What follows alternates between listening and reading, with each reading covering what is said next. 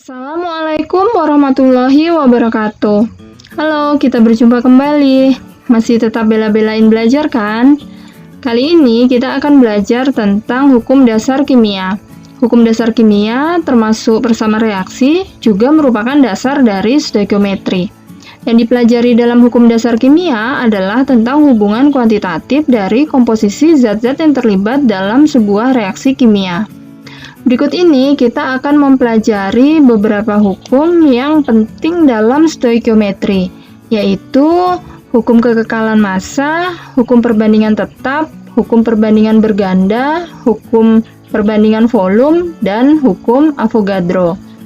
Baik, yang pertama adalah hukum kekekalan massa atau hukum Lavoisier. Percobaan tentang massa zat-zat pada reaksi telah dicoba para ahli kimia sejak zaman dulu. Dulu, ahli kimia masih menduga bahwa setelah terjadi reaksi kimia, ada sebagian massa zat yang hilang, seperti pada pembakaran kayu yang menghasilkan abu. Abu ini lebih ringan dibandingkan dengan kayu yang dibakar sebelumnya. Nah, mereka menduga bahwa sesuatu telah hilang pada saat pembakaran. Sesuatu itu disebut phlogiston. Hal ini yang mendorong seorang ilmuwan Prancis bernama Antoine Laurent Lavoisier untuk melakukan penyelidikan.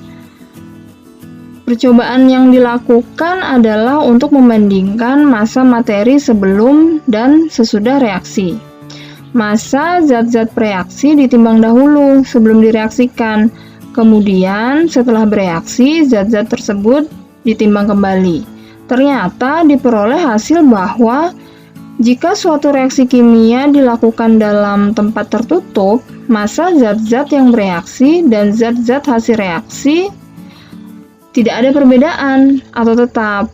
Maka, ia menyimpulkan hasil penemuannya yang disebut sebagai hukum kekekalan massa, yang bunyinya, dalam sistem tertutup, massa zat-zat sebelum dan sesudah reaksi adalah sama atau tetap. Nah, untuk membuktikannya, mari perhatikan percobaan sederhana berikut ini. Bahan yang diperlukan adalah asam cuka dan soda kue. Alat-alatnya ada neraca, botol, balon, karet gelang, dan sendok. Mula-mula, soda kue sebanyak 2 sendok kecil kita masukkan ke dalam balon.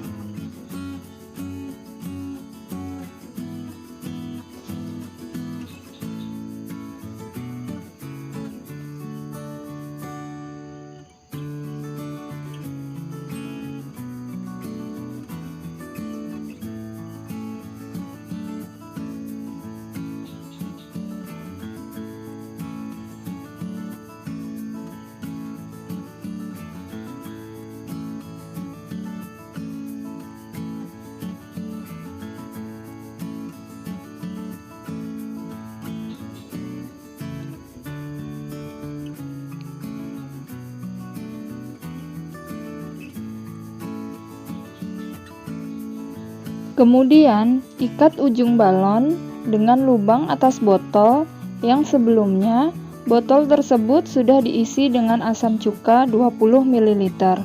Pastikan soda kue tidak tumpah ke dalam asam cuka dan pastikan pula tertutup rapat semua.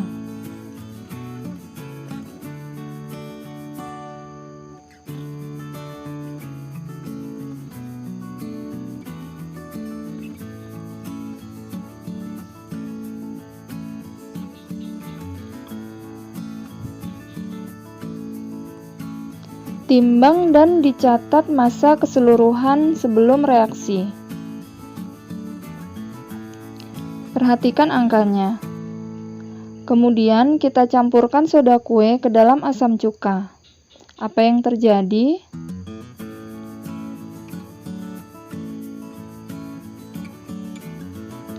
Setelah balon membesar, perhatikan massanya. tetap sama, bukan?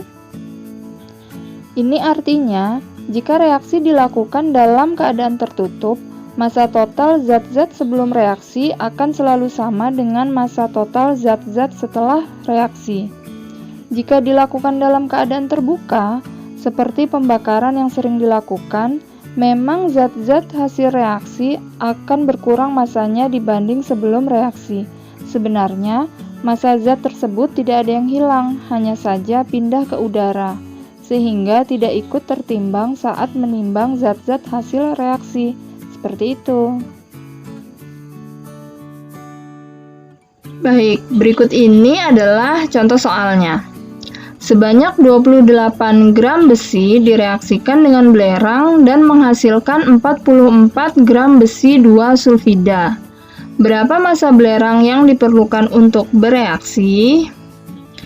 Sesuai dengan hukum Lavoisier atau hukum kekekalan massa yang menyatakan bahwa massa zat sebelum reaksi dan massa zat setelah reaksi itu sama, sehingga diperoleh massa besi ditambah massa belerang sama dengan massa besi 2 sulfida. Massa besinya 28 gram. Yang ditanya adalah massa belerang. Sedangkan massa besi 2 sulfida adalah 44 gram. Maka massa belerang sama dengan 44 dikurang 28, yaitu 16 gram. Mudah dipahami kan? Ya, baiklah, sampai di sini dulu pembahasan tentang hukum dasar kimia yang pertama, yaitu hukum kekekalan massa. Video selanjutnya akan membahas tentang hukum dasar kimia yang kedua, yaitu hukum Proust. Terima kasih, tetap dibela-belain belajar dan sampai jumpa. Wassalamualaikum warahmatullahi wabarakatuh.